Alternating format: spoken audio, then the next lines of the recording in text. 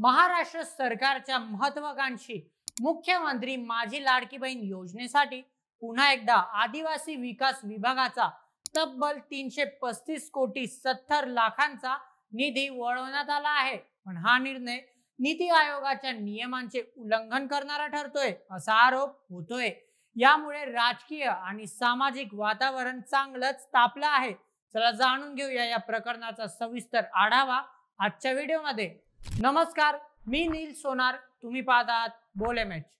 महाराष्ट्र सरकारने 2024च्या विधानसभा निवडणुकीच्या तोंडावर मुख्यमंत्री माझी लाडकी बहीण योजना मोठ्या थाटामाटात जाहीर केली होती। या योजनेअंतर्गत 21 ते 65 वयोगटातील पात्र महिलांना दरमहा 1500 रुपये देण्याचे आश्वासन देण्यात आले। महिलांचे आर्थिक सक्षमीकरण आणि स्वावलंबन या योजनेने उद्दिष्ट आहे। पण या योजनेचा आर्थिक बोजा इतका वाढला आहे की सरकारला इतर खात्यांचा निधी वळवावा लागत आहे। यावेळी आदिवासी विकास विभागाच्या 3420 कोटींच्या सहाय्यक अनुदानातून 335 कोटी 70 लाख रुपये या योजनेसाठी वळवण्यात आले आहे। विशेष म्हणजे हा असा तिसरा प्रसंग आहे जिथे आदिवासी विकासाचा निधी लाडकी बहीण योजनेसाठी वापरला गेला आहे। पण हा निर्णय नीती आयोगाच्या मार्गदर्शक तत्वांचे उल्लंघन करणारा आहे असा आरोप विरोधकांनी केला आहे।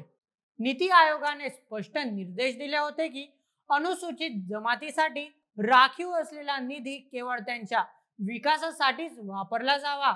हा निधी इतर योजनांसाठी वळवता येणार नाही असे नीती आयोगाने सर्व राज्यांच्या मुख्यमंत्र्यांना आणि केंद्रातील सामाजिक न्याय तसेच आदिवासी विभागाला पाठवलेल्या पत्रात नमूद केले होते।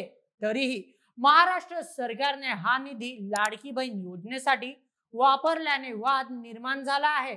आदिवासी विकास विभागाने या निर्णयाला तीव्र विरोध दर्शवला होता, पण त्यांचा विरोध डावलण्यात आला।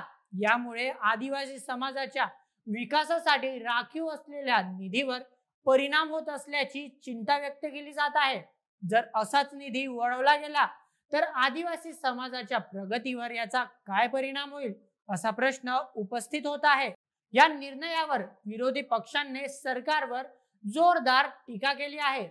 विधान परिषदेतील विरोधी पक्षनेते अंबादास दानवे यांनी म्हटलं, राज्यातील तिजोरीत खड्डा पडला आहे। आदिवासी आणि दलित समाजासाठी राखीव असलेला निधी वळवून सरकारने अन्याय केला आहे। काँग्रेस नेते विजय वडेट्टीवार यांनी सरकारवर हल्ला चढवला आहे। सोशल मीडियावरही हा मुद्दा चांगलाच तापला आहे।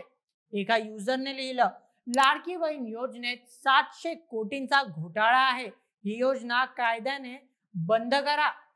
अशा प्रतिक्रियांनी योजनेच्या पारदर्शकतेवर प्रश्नचिन्ह उपस्थित केले आहे।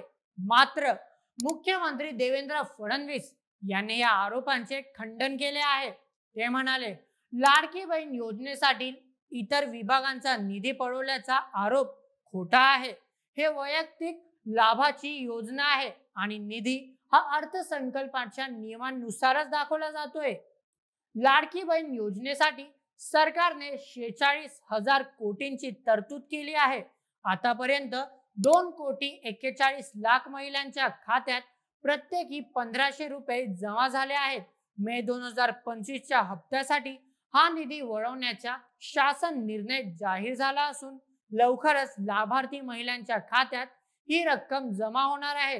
पण यामुळे इतर विभागांच्या योजनांवर परिणाम होण्याची भीती व्यक्त केली जात आहे। लाडकी बहीण योजना एकीकडे महिलांच्या सक्षमीकरणाला चालना देत असली तरी दुसरीकडे आदिवासी समाजाच्या हक्कांवर गदा येत असल्याचा आरोप होतोय। नीती आयोग या प्रकरणात काय भूमिका घेते आणि सरकार यावर काय स्पष्टीकरण देतं हे पाहणं महत्त्वाचं ठरणार आहे। या वादाने राजकीय वातावरण तापलं असून योजनेच्या पारदर्शकतेवरही प्रश्न उपस्थित होत आहे। मुख्यमंत्री माझी लाडकी बहीण योजनेने लाखो महिलांना आर्थिक आधार दिला असला तरी आदिवासी विकास निधी वळवण्याच्या निर्णयामुळे सरकार अडचणीत आला आहे। हा वाद कुठे जाणार आणि त्याचा सामाजिक तसेच राजकीय परिणाम काय होणार हे येणारा काळच ठरवेल। तुमचं काय मत या पूर्ण प्रकरणावर तुमचं मत आम्हाला कमेंट मध्ये सांगायला विसरू नका आणि अशाच व्हिडिओ करिता सबस्क्राईब करा बोल एमएच आपल्या युट्यूब चॅनलला.